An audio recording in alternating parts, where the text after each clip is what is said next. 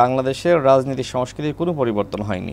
বিশেষ করে যারা পরিবর্তনের জন্য বড় বড় কথা বলছে তারা আবার এই বাইক শোডাউন, তারা আবার এই যে এই কাজগুলো বেশি বেশি করে এবং শোডাউন করার পরে কিন্তু নিজেদের ফেসবুক পেজে ঘোষণাও দেয় ৫,০০০ ৬,০০০ বাইক নিয়ে মিছিল হয়েছে। একটা সময় শুরুর দিকে যেটা হয়েছিল গণ অভ্যুত্থানের পরে যে আপনার মানে কোনো মাইক্রো গাড়িতে করে আপনার শোডাউন দেওয়া বা আপনার বাইকে হেলমেট ছাড়া শোডাউন দেওয়া, এটা মানুষ খুব খারাপভাবে নিচ্ছিল। এখন এক ধরনের প্রতিযোগিতা তৈরি হয়েছে সব দলের মধ্যে। বিএনপি এই কাজটা করতেছে, জামাত করতেছে, তো আমি না করলে তো আসলে টিকতে পারবো না।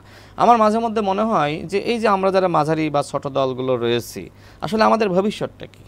আমরা মনে করেন যে সবসময় চিল্লাপাল্লা করলাম, ধারাবাহিকভাবে আন্দোলন সংগ্রাম চালিয়ে গিয়েছি, কিন্তু গণ অভ্যুত্থানের পরে আমরা যারা ধারাবাহিকভাবে আন্দোলনটা চালিয়ে গেলাম, যারা মানুষকে সাহস দিলাম, যারা অন্য দলকে সাহস দিলাম, সেই গণসংহতি আন্দোলন গণ অধিকার পরিষদের অবস্থান আসলে সরকারের কাছে কতটুকু? তো আমার এই জন্য মাঝে মধ্যে মনে হয়, যেমন ডাকসু নির্বাচনগুলোতে আপনি দেখেন, ছাত্র সংসদ নির্বাচনে যারা হাসিনার বিরুদ্ধে চোখে চোখ রেখে কথা বলেছে, যারা লড়াই সংগ্রাম করেছে, তারা কেউ পাশ করতে পারে নাই।